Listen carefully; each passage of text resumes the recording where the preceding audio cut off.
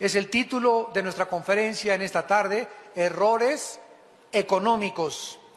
Y les pido que abran su Biblia, ustedes los que no ven por televisión, en el capítulo 13 de Romanos, versículos del 7 al 8. Dice así: paguen a todos lo que deben.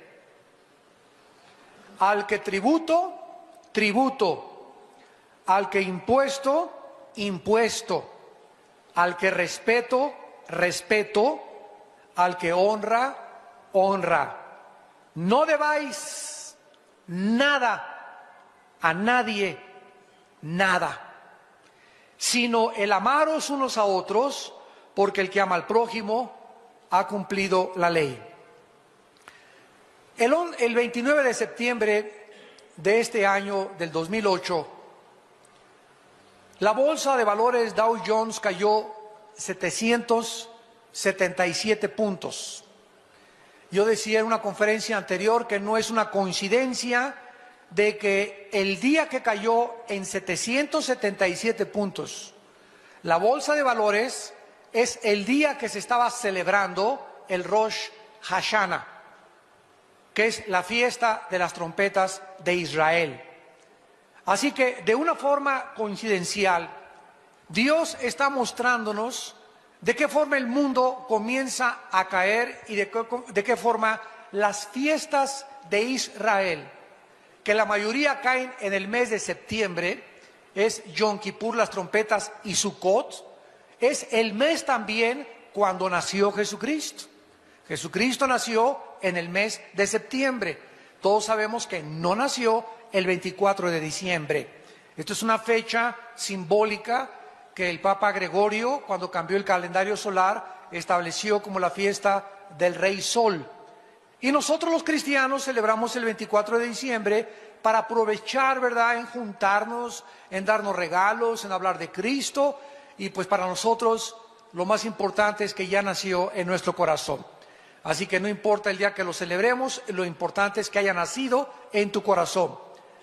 Pero al mismo tiempo que esto sucedió en Nueva York, de repente, como un efecto dominó, comenzamos a ver de qué forma todas las naciones del mundo estaban tan interconectadas con los bancos americanos, que actualmente casi todas las naciones del mundo, China, Japón, en Europa, Inglaterra, Alemania, Italia, la única que se salvó fue Francia. Es la única que mantiene una no recesión. Japón ya entró en recesión, Alemania, Inglaterra, Italia, España, sobre todo, la forma como estaban interconectados con la economía americana. Y esto es absolutamente lógico, partiendo del punto de vista de que se convirtió Estados Unidos en los últimos 60 años casi, desde 1945, después de la Segunda Guerra Mundial, nadie pudo competir contra la economía, la posición militar, la política de los Estados Unidos de Norteamérica. A través de todas las épocas ha habido siempre naciones o imperios que han sobresalido sobre los demás. Bueno, ahora ante nuestros ojos, para que las profecías bíblicas se cumplieran, Estados Unidos ha comenzado su derrumbe, su decaimiento, la forma como está minimizando y leudando su economía, para que Estados Unidos ya no ocupe el primer lugar en su supremacía política, económica y militar. ¿Por qué? Porque hace 2600 años, este libro que tengo en mis manos, que se llama la Biblia, profetizó que antes de que Jesucristo regresara, no iba a ser Estados Unidos la última potencia, no iba a ser Rusia, no iba a ser Inglaterra, no iba a ser la China, como muchos dicen, o el Japón, sino que antes de que Cristo regrese, la Biblia estableció que iba a haber 10 naciones que se iban a unificar de las naciones que formaron el antiguo imperio romano. Si vemos la historia y un mapa, casi toda Europa, Inglaterra, el norte de África e Israel, Siria, Jordania y Libia formaron parte del antiguo imperio romano. Ante nuestros ojos, en Europa se comenzó a formar en 1957 con Jacques Delors, un francés economista, el primer paso para formar el mercado común europeo. Actualmente ya son casi 27 naciones las que forman este bloque político, económico de más de 500 millones de personas, que nadie puede competir con su Producto Interno Bruto, y donde ya no hay aranceles, donde el pasaporte de un español no le sirve ya para pasar a Francia, todos tienen el mismo pasaporte, franceses, italianos cruzan las fronteras porque son europeos. Los europeos que entran a Estados Unidos no necesitan visa, como nosotros necesitamos visa para entrar a Estados Unidos. En fin, ante nuestros ojos Europa comienza a surgir.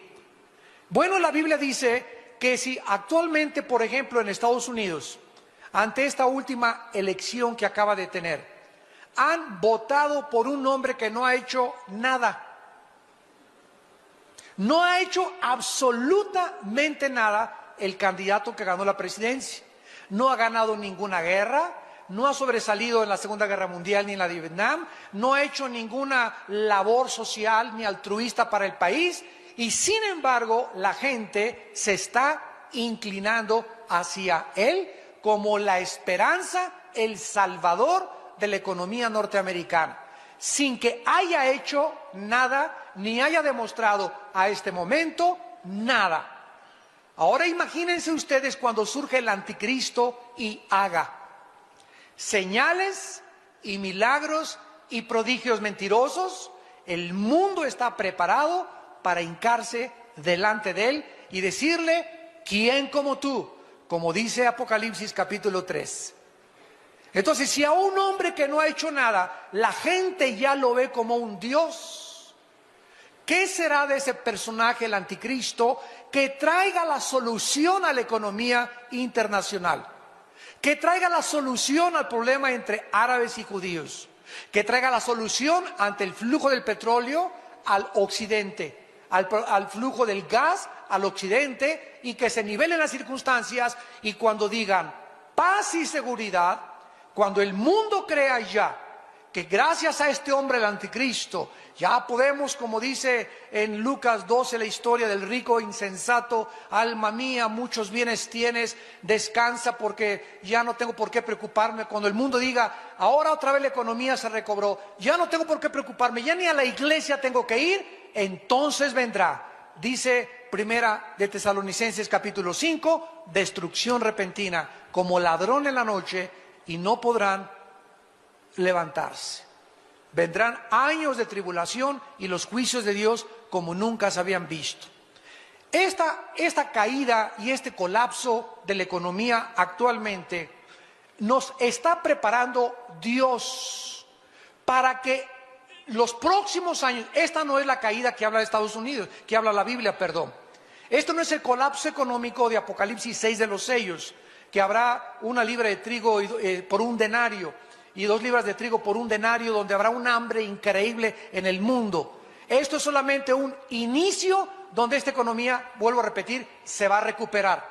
¿Por qué se va a recuperar? Porque va a ser lo que le va a dar la entrada al anticristo. Pero Dios, a través de lo que está pasando ahorita en el mundo, nos está llamando la atención a los cristianos. Para que nosotros comprendamos algo, el 60% de las parábolas de Jesucristo están relacionadas con el uso del dinero. La administración de nuestros bienes materiales es tan importante para Dios que las enseñanzas que Jesucristo dio las relacionó en un 60% en la sabiduría que necesitábamos tener para administrar nuestro dinero. Y ahorita, en esta época que estamos viviendo, el mundo está buscando que ahora, y si se convierte una sola moneda, y si se devalúa el dólar, y si cae el petróleo, o dónde puedo comprar ahora chelines, o ¿no sería mejor en lugar de euros con la evaluación del dólar comprar euros? ¿No sería mejor comprar libras esterlinas? Ya podríamos invertir ahora en bienes y raíces o comprar más propiedades. Y es increíble que haya cristianos, o que por lo menos se digan y se llamen cristianos, que piensen de esta manera. Porque si realmente te llamas cristiano y crees a este libro que se llama la Biblia, tú sabes muy bien que la única forma en la que tu casa se salve y mi casa se salve, y cuando vengan tiempos peores no padezcamos hambre, es invirtiendo donde el orín y la polilla no corrompen, en el reino de Dios. Cada peso que tú inviertas en el evangelio y en el reino de Dios, como Dios no es deudor de nadie, te será regresado 100 veces más lo que tú sembraste.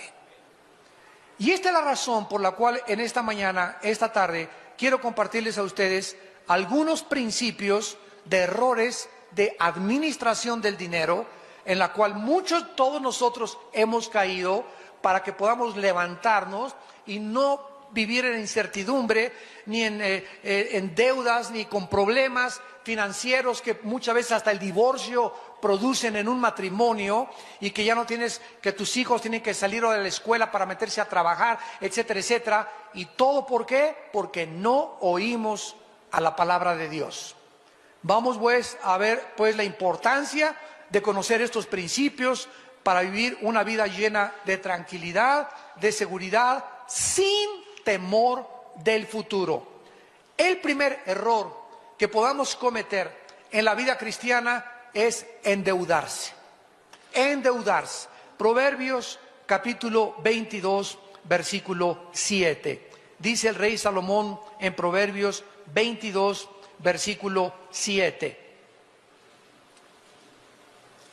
Proverbios 22, versículo 7. El rico se enseñorea de los pobres, y el que toma prestado es siervo del que presta.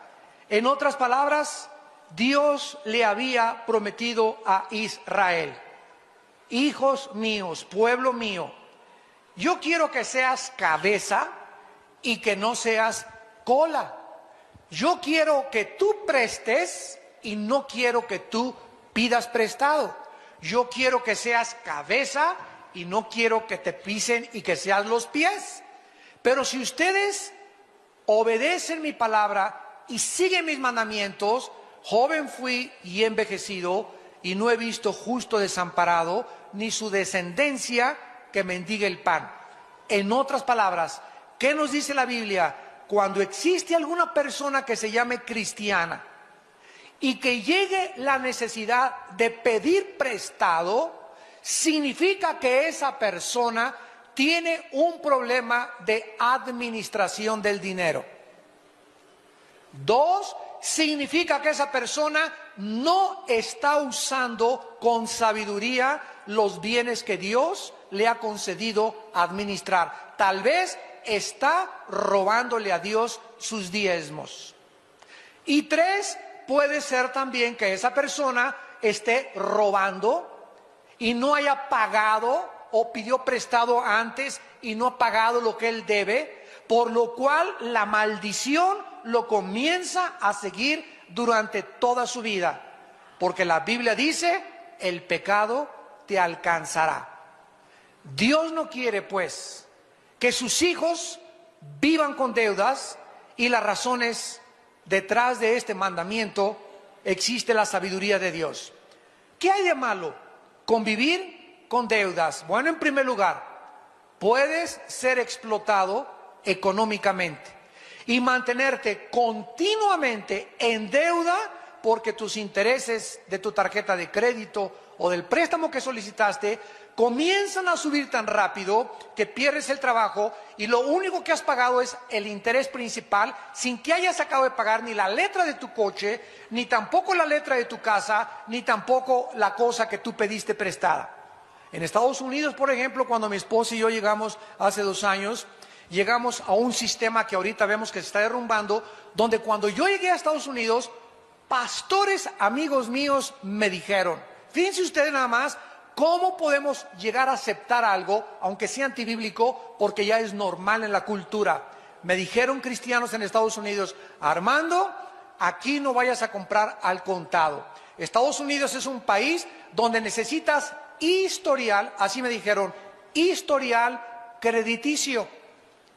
Y donde cuando tú compras a crédito y pagas, tu historial crediticio sube para que cuando vayas a comprar otro coche o otra casa o cualquier otra cosa, una licuadora o lo que sea, checan tu historial y si has pagado tus deudas, entonces puedes sacar a crédito lo que quieras.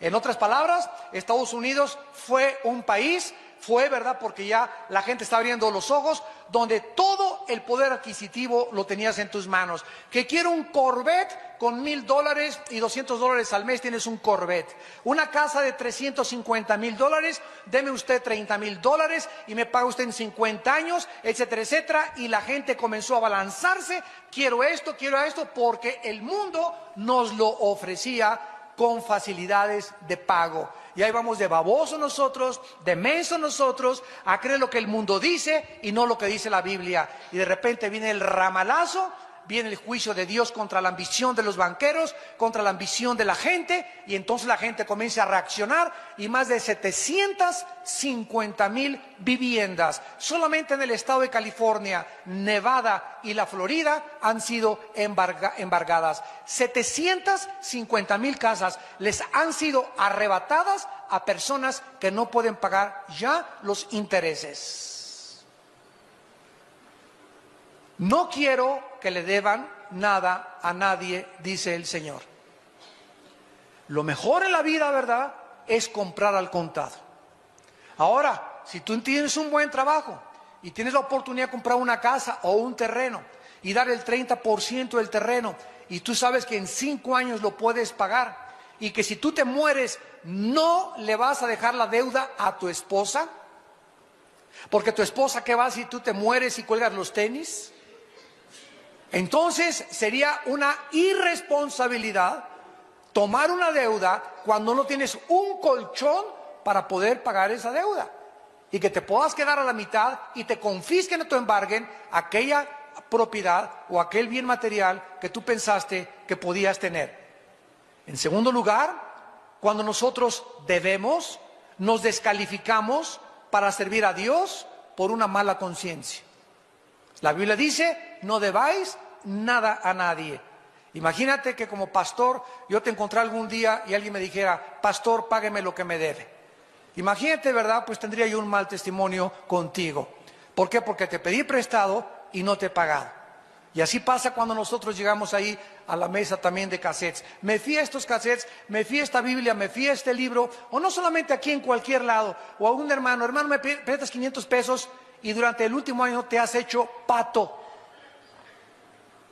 Has evadido al hermano, te has hecho tonto y crees que a Dios se le olvida que pediste prestado hace un año a tu cuñado o a tu cuñada o a tu tío o a tu tía o a tu abuelo o a tu amigo o a un cristiano, y ya tienes 1 año, 2 años que no has pagado eso que pagaste y te estás haciendo pato simplemente porque pues ya no te cobra, ¿verdad? O ya te perdonó la deuda, etcétera, etcétera, y tú no has venido para decirle, mira, te debo 50,000 pesos, no he tenido dinero, no he tenido trabajo, pero ¿sabes qué? Te voy a dar 25 pesos a la semana, te voy a dar 50 pesos a la semana, pero yo quiero, ¿verdad?, limpiar mi conciencia delante de ti para no ser descalificado y servir en el reino de Dios. No podemos deber dinero y servir a Dios. Tenemos que pagar lo que nosotros hemos pedido prestado. ¿Qué hace 5 años? Paga tu deuda. Porque si tienes una deuda de hace 5 años a alguien que le pediste prestado y crees que a Dios se le ha olvidado, por eso muchos de ustedes que me escuchan se encuentran en problemas económicos porque tus pecados te han alcanzado. Y te alcanzan a los 6 meses, te alcanzan a los 2 años, te alcanzan a los 4 años o te alcanzan a los 10 años, pero lo que sembramos no podemos burlarnos de Dios, lo vamos a recoger. No debamos dinero, tratemos de pagar lo que debemos. En el libro de Proverbios, capítulo 2, la sabiduría que Dios le dio a Salomón es maravillosa. Y veamos un ejemplo en el capítulo 2 de Proverbios. Dice, hijo mío, si recibes mis palabras y mis mandamientos, guardas dentro de ti, haciendo estar atento tu oído a la sabiduría. La sabiduría. Si inclinares tu corazón a la prudencia, si clamares a la inteligencia y a la prudencia dieres tu voz, si como a la plata la buscares, en otras palabras, si así como buscas hacer negocios, si así como buscas hacer dinero, si así como buscas ahorrar para que no te falte, si así como buscas y creer que a través de las tranzas te puede ir bien en la vida, si así como buscas tener 2 trabajos para que te alcance y trabajar 12 horas, si así con ese ímpetu, con ese vigor, con esa energía, buscares la sabiduría, y a como la plata la buscares, entenderás entonces el temor de Jehová y hallarás el conocimiento de Dios. La Biblia nos dice que en lugar de buscar, síganme con mucho cuidado aquí, en lugar de buscar, hermano, como en Estados Unidos, mi esposo y yo hemos visto en Estados Unidos, el 90% de los matrimonios americanos, los 2 trabajan. El 90%. En 1950 era el 2%. Casi en medio siglo, la mujer entró a la sociedad a ocupar la posición que al hombre le corresponde. Ir a proveer y trabajar, la mujer en su casa con sus niños, y puede trabajar como la mujer virtuosa en su casa, con lino, vendiendo, haciendo negocios, etcétera, etcétera, pero no cuando tiene niños chiquitos. Pero entonces vino la necesidad de que queremos tener una casa y más grande, pues ahora los 2 vamos a tener que trabajar, y los niños, bien, a la guardería. Y comenzó una generación 60, 70, 80, que le llaman los booms en Estados Unidos, donde crecieron los muchachos sin papá y sin mamá, criados en la guardería, cuando más necesitan a la mamá los menores de 7, 8 años de edad. ¿Por qué? Porque comenzamos a entrar en la carrera de querer tener más, en la ambición de querer alcanzar un nivel que no podemos alcanzar con el ingreso de uno solo de los cónyuges. El 90% de las mujeres ahora en Estados Unidos trabajan. Dice Dios aquí en Proverbios que no necesitamos nosotros afanarnos tanto por buscar más trabajos o más negocios o dónde invertir, sino que simplemente, fue porque lo que les dije, síganme con cuidado, nos preocupemos en ser sabios, en buscar sabiduría. La sabiduría solamente puede ser encontrada en la palabra de Dios. ¿Por qué nos dice la Biblia que la sabiduría es más preciosa que la plata y que el oro? Porque si yo alcanzo en la vida el dinero y tengo dinero y hago negocios y me va bien, y no tengo la sabiduría de Dios, no voy a saber cómo administrar lo que tengo. Y lo voy a desperdiciar viviendo perdidamente. Cuando me dé cuenta, ya lo que tengo ni lo disfruté, ni lo invertí, porque no tuve sabiduría. Cuando nosotros tenemos dinero en la vida, cuando tenemos fama, cuando tenemos popularidad, cuando tenemos o alcanzamos un nivel X en la Biblia, sin haber tenido sabiduría, nos echa a perder. El dinero nos echa a perder el aplauso, nos echa a perder la fama, nos echa a perder el poder y la popularidad, porque el ser humano no está capacitado para recibir nada sin Dios. Cristo lo dijo en Juan 15:4, separados de mí, nada podéis hacer. Separarnos de la sabiduría es separarnos de Cristo, porque en Cristo, dice Colosenses 2, están encerrados todos los secretos de la sabiduría y del conocimiento. Entonces, qué triste que en la vida puedas prosperar y tener éxito en tus negocios sin haber tenido sabiduría, porque no vas a saber qué hacer con el dinero. Y el dinero que Dios nos da no es para que solamente lo guardemos debajo del colchón y para que tenga 3 o 4 casas, y no hay ningún problema en que tengas 3 o 4 casas y que tengas una casa en Metepec y otra casa en San Carlos y 3 o 4 coches. No hay ningún problema para Dios, si en la misma medida le das al reino de Dios. Lo que Dios no quiere es que lo que tú tengas se convierta en un ídolo. ¿Ganas $1.000.000? Gloria a Dios. ¿Puedes vivir con $500.000? Claro que sí. Y con $500.000 puedo tener 3 casas, 5 coches. Y Dios no tiene problema, porque el problema no es el dinero. El amor es el amor al dinero. Ese es el problema a los ojos de Dios. Si gano $1.000.000 y le digo, Señor, voy a vivir con 500,000 y te voy a dar el 50%, no el diezmo, el 50% que va a hacer Dios, Dios me va a dar $1.500.000 más de dólares el próximo año para ganar. ¿Por qué? Porque a Dios ha encontrado un instrumento a través del cual Él puede enviarle y abrirle las puertas de los cielos, y ese instrumento nunca convertirá lo que Dios le da en un ídolo. Esa persona es generosa, está libre de la ambición y libre de la avaricia. Pero cuando tú nomás le guardas y le guardas y le guardas y con trabajos mides hasta el diezmo, ¿cómo esperas entonces que en lo poco que has sido fiel, lo mucho Dios te pueda poner? Hermanos, no nos engañemos. Dios no puede ser burlado. Lo que nosotros sembramos lo tenemos que recoger. En segundo lugar, el segundo error económico es irresponsabilidad en el uso de nuestros bienes. Proverbios capítulo 24. Irresponsabilidad en el uso de lo que Dios nos ha dado. Dice Mateo 24, versículo 30. Proverbios 24, versículo 30. Pasé junto al camino, al campo del hombre perezoso, y junto a la viña del hombre falto de entendimiento. He aquí que por toda ella habían crecido los espinos. Ortigas habían ya cubierto su faz. Su cerca de piedra estaba ya destruida. Recuerden, todo por la pereza. Miré y lo puse en mi corazón y lo vi y tomé consejo. Un poco de sueño, cabeceando otro poco, poniendo mano sobre mano, otro poco más para dormir. Así vendrá como caminante tu necesidad y tu pobreza como hombre armado.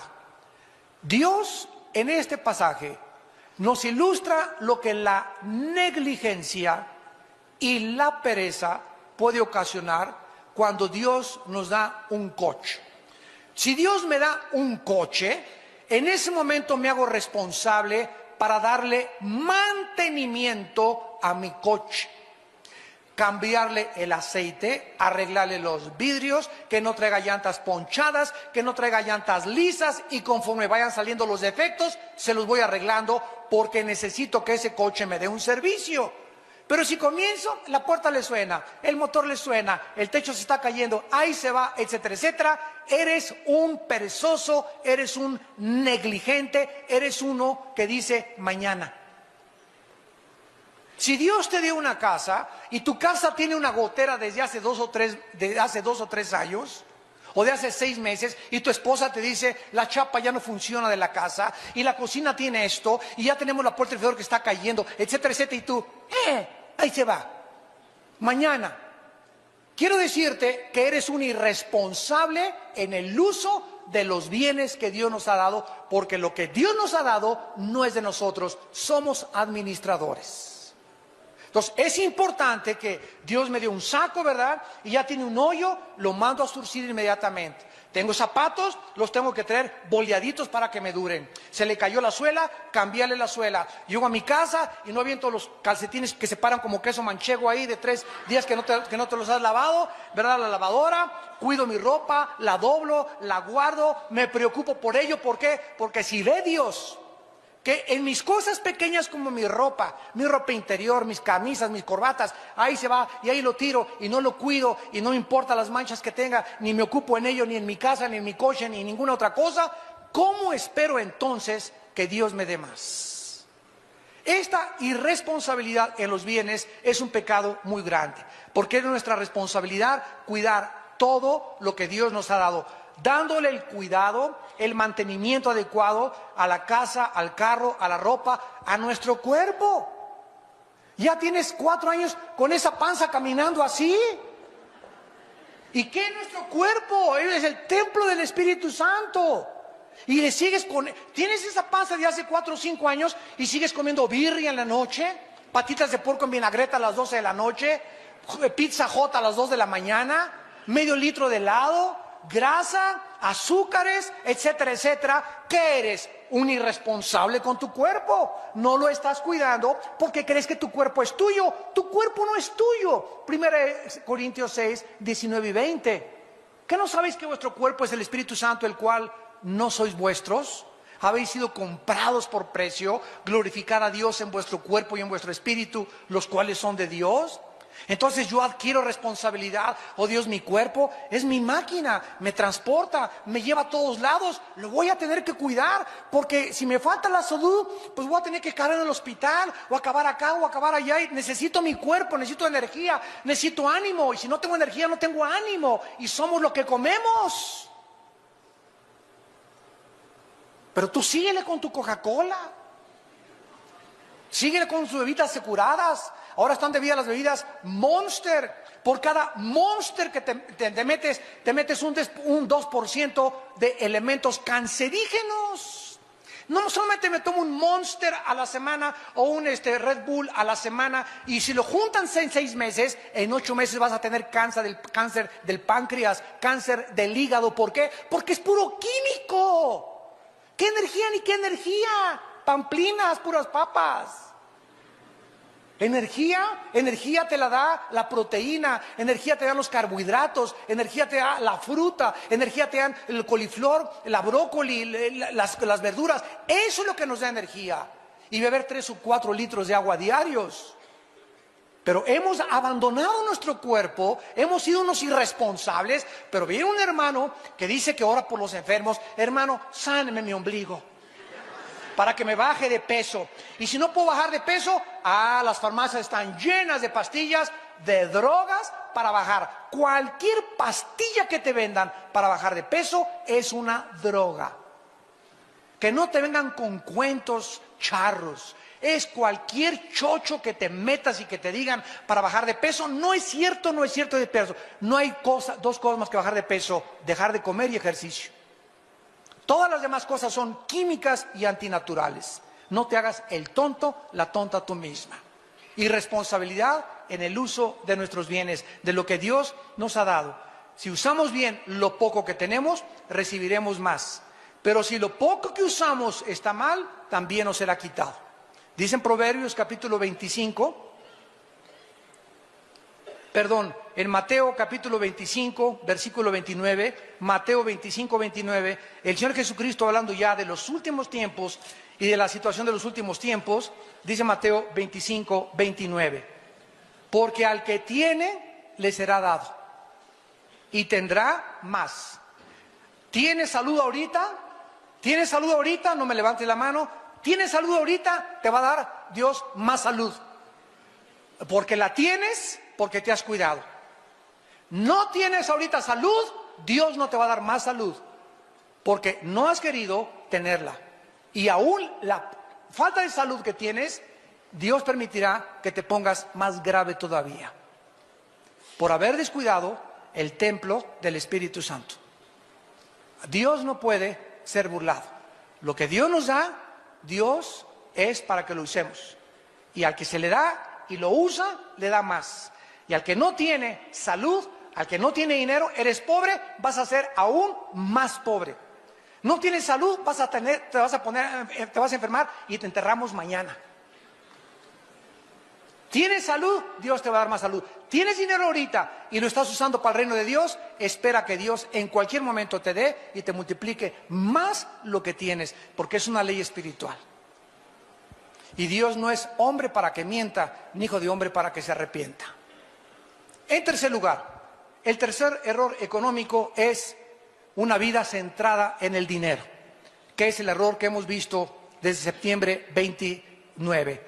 Vean ustedes la historia que les voy a contar, que nos ilustrará las palabras de advertencia del Señor Jesucristo. En 1921 se reunieron 9 de los empresarios más ricos, multimillonarios y más prominentes de los Estados Unidos en el Hotel Edgewater de Chicago, Illinois, en 1921. ¿Cómo terminaron estos 10 hombres, los más millonarios, los más prominentes, los más ricos de esa época en los Estados Unidos, escuchen esta historia de la vida real. Iván Kruger fue la cabeza del más grande monopolio americano, se suicidó. Jesse Livermore, el más grande especulador de Wall Street, se suicidó. Charles Schwab, presidente de la compañía US Steel de acero, murió en la bancarrota y vivió los últimos años de su vida con dinero prestado. Samuel Insull, presidente de la compañía más grande de utilidades, murió como fugitivo de la ley y sin dinero en un país extranjero. Howard Hobson, presidente de la compañía más grande de gas, se volvió loco en un manicomio. Arthur Cotton, el más grande especulador del trigo, murió en total bancarrota. Richard Whitney, presidente de la Bolsa de Nueva York, fue enviado a la penitenciaría federal de Sing Sing por el resto de sus días y murió de cirrosis. Leon Frazier, presidente del Banco Internacional de Settlements, se suicidó. Alberto Fall, miembro del gabinete presidencial, fue perdonado en la prisión para que pudiera morir en su casa con su familia debido a la locura que padecía y a la pérdida total de sus fábricas. Y Howard Hughes, el hombre más rico de la historia, murió loco en un hotel de Acapulco, completamente desquiciado de sus 5 facultades mentales, de sus 5 sentidos. Todos estos hombres acabaron su vida de una forma trágica, como la historia nos lo relata, y la pregunta es, ¿por qué? ¿Saben por qué? Porque estos hombres centraron sus vidas en el dinero. Y cuando lo perdieron, se volvieron locos. Ya no tuvieron razón para seguir viviendo y se suicidaron. Porque se les derrumbó su becerro de oro, que había sido lo que los había sostenido durante el tiempo que ellos vivieron. ¿Y qué nos dice Pablo en Filipenses capítulo 4, del 19 en adelante? Dios suplirá lo que nos falta conforme a sus riquezas en Cristo Jesús. Y dice Filipenses capítulo 4, versículo 11, hermanos, yo mismo he aprendido a contentarme cualquiera que sea mi situación. ¿Saben una cosa? He pasado pobrezas y estaba alabando a Dios, comiendo mis frijolitos, mis totopitos, gracias a Dios que vivimos aquí en este petatito y en esta covachita de adobe, pero tenemos a Cristo y cantamos himnos con nuestros hijos y esto no nos quita ni nos roba la felicidad. Y he aprendido también a tener mucho dinero, dice Pablo, y no me echó a perder. Alabé a Dios y le di a Dios lo que Él me daba. He aprendido a vivir humildemente y he aprendido a vivir con dinero. ¿Cuál es el secreto? Cristo que nos fortalece. ¿Estás tú listo para vivir sin dinero? Es lo que le está pasando a la economía americana. Los americanos no están preparados para vivir así. Están acostumbrados a aire acondicionado, coche, casa, todo. Y aquí, ¿verdad? Nos viene la pobreza a los mexicanos y aguantamos hasta que se explote el Popocatépetl y nos caiga arriba en nuestra casa. Porque estamos acostumbrados en Latinoamérica a sufrir. Ellos no están acostumbrados a sufrir y están comenzando a sufrir apenas. Porque quítales a ellos el aire acondicionado, quítales la casa, quítales el coche, quítales esas cosas, quítales los viajes y no pueden, y solamente en Texas, en la última semana que nos venimos mi esposa y yo, se suicidaron 27 personas y se considera que Dallas es la ciudad americana donde más millonarios habitan en los Estados Unidos de Norteamérica, en Dallas, Texas, tierra del petróleo y de los millonarios tejanos que hicieron el dinero del petróleo. 27 personas se han suicidado en una semana. ¿Por qué? Porque nunca aprendieron a vivir sin dinero. No podían enfrentar la vida más que con dinero. Y cuando no tuvieron el dinero, yo no sé qué es esto, sin dinero, guaraches no, vivir en un petate tampoco, me mato. Y se volaron la tapa de los sesos. Cuando muchas veces la Biblia nos dice que al rico no lo deja dormir el dinero. Y el campesino, oye, Chano, que ya cayó internet. ¿Y qué me importa que cayó internet? ¿Que ya cayó el petróleo? Pues que caiga el petróleo. Yo, mis chivitos y mis vaquitas, a los campesinos no les molesta que el petróleo, que las inversiones, Wall Street. ¿Qué es Wall Street? A lo mejor así se llama una medicina. Y así viven los indígenas, ¿verdad? Creemos que nosotros, pobre indio, que no sé qué tantas cosas, pero los ricos de la ciudad viven con estrés y con chochos, y ellos, ¿verdad? Comen maguey, comen nopales, comen todo, y ahí están. Y creemos nosotros que somos más felices que ellos, porque tenemos coche, porque tenemos casa. ¿Qué equivocados estamos en cuanto a qué es la felicidad?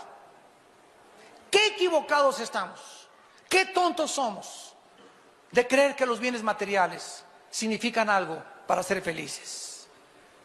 Eclesiastés capítulo 6, el rey Salomón vuelve otra vez a darnos otro consejo y nos habla de una tragedia que tiene relevancia con lo que acabamos de mencionar. Dice Eclesiastés capítulo 6, versículos del 1 al 2. Hay un mal que he visto debajo del cielo, un mal, y muy común entre los hombres, o sea que la mayor parte de la humanidad vive así. El del hombre a quien Dios da riquezas y bienes y honra, y además no le falta nada de todo lo que su alma desea.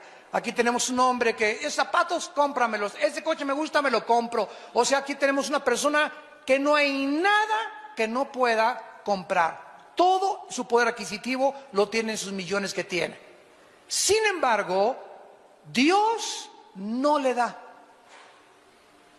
la facultad de disfrutar lo que tiene, sino que lo disfrutan los extraños. Esto es vanidad y mal doloroso.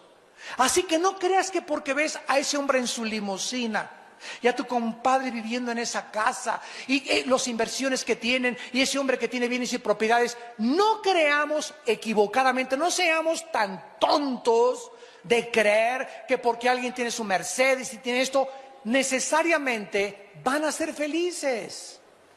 ¿Cuánta gente que nosotros vemos que tienen, como dice Salomón, todo lo que su alma desea, sin embargo son las personas más infelices? Y por afuera, y le entrega premios Grammys, todos riéndose por aquí y por allá, divorciándose, adulterando, fornicarios, con sida, infelices, emborrachándose, suicidándose como Marilyn Monroe, suicidándose como Elvis Presley, deformándose como Michael Jackson. Creemos que nosotros, que la fama, el poder y el dinero realmente hace feliz a una persona. ¡Qué tontos somos! No hemos aterrizado ni hemos comprendido los consejos de Dios. En cuarto lugar, el cuarto error económico es tratar de hacerse rico pronto. El que no tranza, no avanza. Dice en Proverbios capítulo 28, versículo 22, el rey Salomón. Proverbios 28, versículo 22. Se apresura a ser rico el avaro y no sabe que le ha de venir pobreza. En la primera carta a Timoteo, capítulo 6, el apóstol Pablo escribió algo semejante. Porque los que quieren enriquecerse, versículo 9, caen en tentación y lazo. Toda persona que quiera hacerse rica, que quiera buscar hacerse rica, va a caer en una trampa, porque el diablo sabe que tú quieres y amas el dinero. Sígame con cuidado otra vez. Si a Dios le agrada darme dinero, si a Dios le agrada hacerme famoso sin que yo esté buscando la fama, si a Dios le agrada ponerme en el periódico, en la televisión, sin que yo haya estado buscando autopromoverme, si a Dios le agrada darme dinero, cuando yo nunca he buscado el dinero y Dios me da el dinero, gloria a Dios. Pero cuando yo estoy buscando el dinero, yo quiero ser famoso, yo quiero ser popular, yo quiero que me reconozcan, yo quiero ser algo para que la gente me vea que tengo poder. Y sabes una cosa, cuando tengas el poder corrompe. El dinero da poder y el poder corrompe. Cuando tengas eso que tú querías, comienzas a labrar tu propia autodestrucción. Pero si Dios me da el poder y me da el dinero y me da la fama y tengo a Cristo y he sido encontrado fiel en mis meses y en mis años pasados y ni el dinero, ni la fama, ni la popularidad me han afectado, entonces yo puedo vivir en paz y Dios me va a levantar todavía a otro nivel más alto. Porque sabe que si me sube, no me voy a descomponer. Porque pasé el primer escalón y paso el segundo aire. Y al llegar a la cima, a la cumbre de la montaña, si llegamos con Dios, le decimos: Padre, a ti sea la gloria, el poder, la honra y la gloria. No somos más que siervos inútiles y lo que tengo es tuyo y lo tuyo lo administro nada más. Pero si tú llegas a la cumbre o a la cima en la vida, y llegas a ser presidente y jefe de la policía o magistrado o juez o rico o industrial o una compañía de bienes raíces, etcétera, etcétera, y no tienes a Cristo ni has sido fiel antes, cuando llegues allá arriba, mientras más alto subas, de más alto te vas a caer. Como los hombres que acabamos de mencionar, que llegaron a la cúspide del éxito en las empresas y en los millones, y la mayor parte de ellos se suicidaron o acabaron locos porque no supieron qué hacer con el dinero, con el poder ni con la fama. Dios estableció el principio de la creación, que con el sudor de nuestra frente comamos el pan hasta que regresemos a la tierra. Un cristiano no puede jugar a la lotería. Si tú llegas y me regalas un billete de lotería y me la saco, gloria a Dios. Yo no busqué comprar el dinero para brincarme el trabajo, no. Señor, te prometo, voy a comprar este pedacito. En primer lugar, voy a ayudar a la marchanta para ayudarla. En segundo lugar, te prometo que si me saco, Señor, te doy 5 millones a ti. ¿Sabes una cosa? Ni Santa Claus te lo cree. Bonos deportivos, cosas de esas, ¿cómo se llaman los de los deportivos? ¿Cómo se llaman? Los pronósticos deportivos. Todas esas cosas el cristiano no las puede hacer. ¿Por qué? Porque estamos buscando hacernos rico rápido, fácil y barato. Y no es el camino de Dios. Es como los que dicen: quiero ser santo y tener poder, voy a ir a que me toque el hermano y me ponga aquí su mano, y ahora hablan que hay nueva unción. La unción que tienes permanece para siempre. No tienes dos unciones, no hay tres unciones, es una sola unción. Ahora Dios quiere que esa unción nosotros la desarrollemos y no que querramos más del Espíritu Santo. El Espíritu Santo quiere más de nosotros, no nosotros del Espíritu Santo. No, si me toca el hermano, ahora sí voy a tener visiones y voy a tener poder. No hay un atajo, no hay un camino corto a la santidad más que el quebrantamiento de espíritu, el arrepentimiento y vivir con humildad durante muchos años de tu vida. La santidad es algo que requiere de muchos años de caminar con Jesucristo. No hay un camino corto, porque no es santidad a la marucha. Esta es la razón: tratar de hacernos ricos, por lo cual las cárceles, los hospitales psiquiátricos se encuentran abarrotados.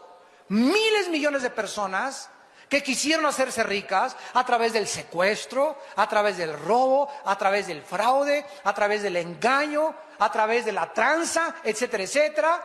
Y tenemos que recordar que no se puede prosperar inmediatamente cuando pones un negocio. Hermano, puse un negocio de hamburguesas y tengo 6 meses y no me ha ido bien. ¿Qué querías, tener una cadena ya de McDonald's?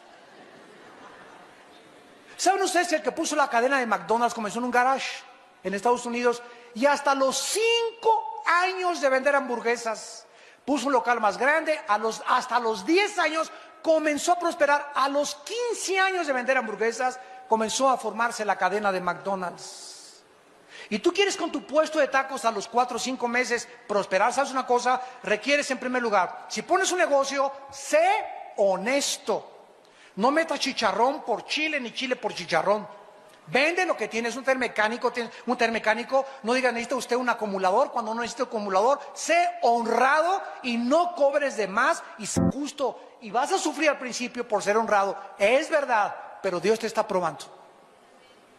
Si tu honestidad es probada y sufriste por causa de Cristo, y por no hacerte rico, ni modo, me mantengo con este sueldo y estoy ganando para vivir y con mi chivo tengo, entonces Dios, a los 6 meses que Dios vea que tú eres honesto, Dios te va a dar más. Y va a crecer tu negocio, pero nunca esperes que un negocio crezca y prospere rápido. ni trates de hacerlo por la deshonestidad. Es la peor manera de prosperar. Porque los tranzas jamás podrán en la vida prosperar. Tenemos que prosperar de acuerdo a la forma como Dios estableció en su palabra. En quinto lugar, la avaricia. La avaricia, el cristiano, es una persona caracterizada por su generosidad. De tal manera amó Dios al mundo que dio.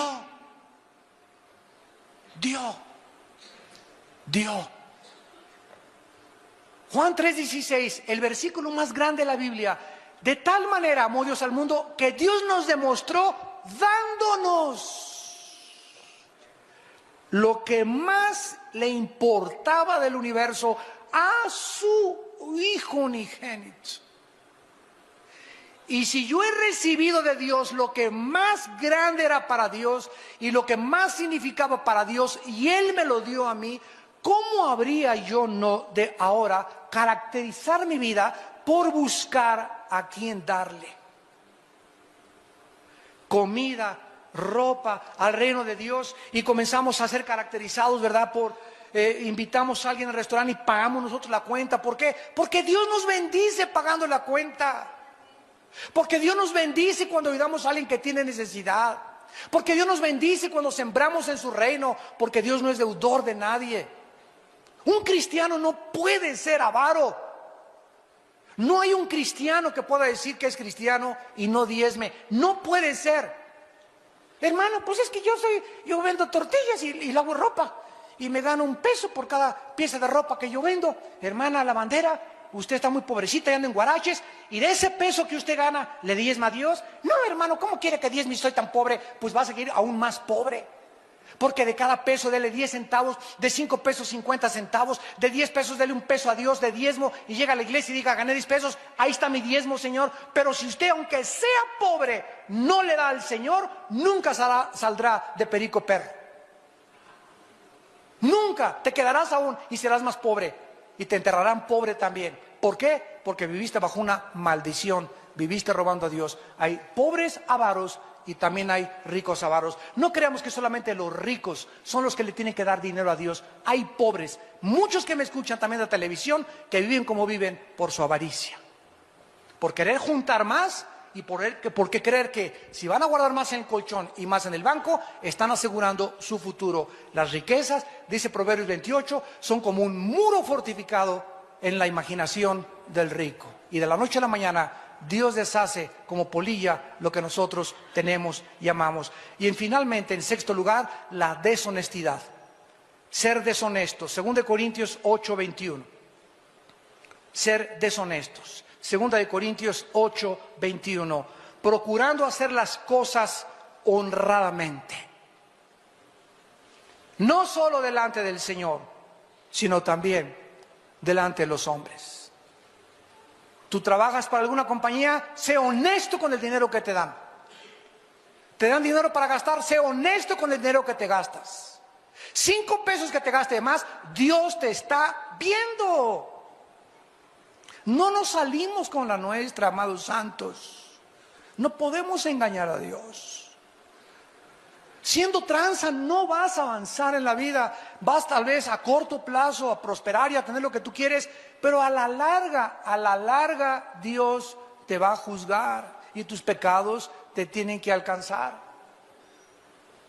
La honestidad no es solo la mejor política a seguir en cualquier negocio, sino que es la única política para garantizar el éxito en tu negocio. Sé tranza en lo que vendes, sé tranza en tus negocios, trata de aprovecharte de la gente y te va a ir mal en la vida. A largo plazo, la deshonestidad siempre nos dañará, aunque al principio parezca que estamos ganando algo. Y actualmente vivimos en un sistema burocrático en el cual todo se arregla a través de tranzas. Sin embargo, la Biblia es muy clara al respecto. Para terminar, dice Proverbios capítulo 17, versículo 8 y versículo 23. Proverbios 17, versículo 8. Piedra preciosa es el soborno para el que lo practica. A donde quiera que se vuelve, haya prosperidad. Versículo 23 del mismo capítulo. El impío toma soborno del seno para pervertir las sendas de la justicia. Dios tratará y juzgará tarde o temprano lo que nosotros sembramos. Amados santos de Dios, les he compartido 6 principios de errores en la administración de los bienes materiales que nos ha dado, y estas palabras son fieles y verdaderas. Ahora el tiempo en que estamos viviendo es precisamente el tiempo para que nosotros demostremos que verdaderamente creemos a la Biblia como la palabra de Dios. Porque la fe sin obras es muerta. De veras has dicho y has andado con la bandera durante muchos años que soy cristiano. Muchos me dirán en aquel día, Señor, Señor. Y hasta hablamos lengua, Señor, hasta en zapoteco hablé. Echamos demonios, hicimos milagros, y les diré, nunca los conocí, hacedores de maldad, porque no hicieron mi voluntad. Cuando nosotros ponemos en práctica lo que la Biblia dice, nos volvemos hacedores de la palabra y no tan solamente oidores. Los demonios oyen y tiemblan, te ganan todavía porque tiemblan ante Dios, pero no quieren obedecer a Dios desde que se rebelaron contra Él. Y nosotros tenemos la oportunidad, esta crisis que estamos atravesando, para que ahora estemos en valle de sombra y de muerte, no vamos a tener miedo. Voy a seguir siendo honesto, voy a seguir sembrando en el reino de Dios, voy a seguir poniendo mis ojos en Jesús, el autor y consumador de la fe, y aunque las montañas se muevan y los volcanes exploten y el petróleo caiga y caiga todo alrededor, no tendré miedo, porque el Señor es mi luz, mi salvación, mi fortaleza de mi vida. Y yo sé que al final Dios no me dejará caído. Dios me levantará y me prosperará, y aún más, después de esta vida, nos seguirá pastoreando. Padre, gracias te damos por tu palabra. Gracias, Señor, por tu palabra. Gracias por la oportunidad tan preciosa en la que has puesto presión sobre nuestro planeta. Una presión donde todos los que no tenían fundamentos, las casas construidas sobre la arena, están siendo derribadas. Y vivimos tiempos donde están viniendo las lluvias y los vientos y las aguas. Y las casas que están fundadas sobre la roca, que es Jesucristo, las familias y los individuos que están en la roca permanecerán de pie. Nada ni nada los podrá mover. Nada los podrá separar, ni la desnudez, ni la pobreza, ni la persecución, ni la espada de tu amor. Porque han puesto tu confianza en ti, tú también les responderás cuando clamen a ti. Les mostrarás la salvación. Cuando caigan, no quedarán caídos, porque tú sostienes su mano. Y porque joven fui envejecido, y nunca mendigaremos el pan, ni nuestros hijos, ni nuestros nietos, ni nuestros bisnietos, porque en ti hemos confiado. Confía en Jehová y haz el bien, y habitarás en la tierra y te apacentarás de la verdad. Encomienda a Jehová tu camino y confía en Él, y Él hará. Deleítate a sí mismo en Jehová, y Él te concederá las peticiones de tu corazón. No te excites en manera alguna por querer hacerte rico, ni preocuparte por el futuro. Cada día su afán traerá, mas buscad mi reino y mi justicia, y yo te prometo, hijo mío, hija mía, que todo lo que te falte, aún lo que no tienes, te lo añadiré, por cuanto has puesto tu confianza en el Todopoderoso.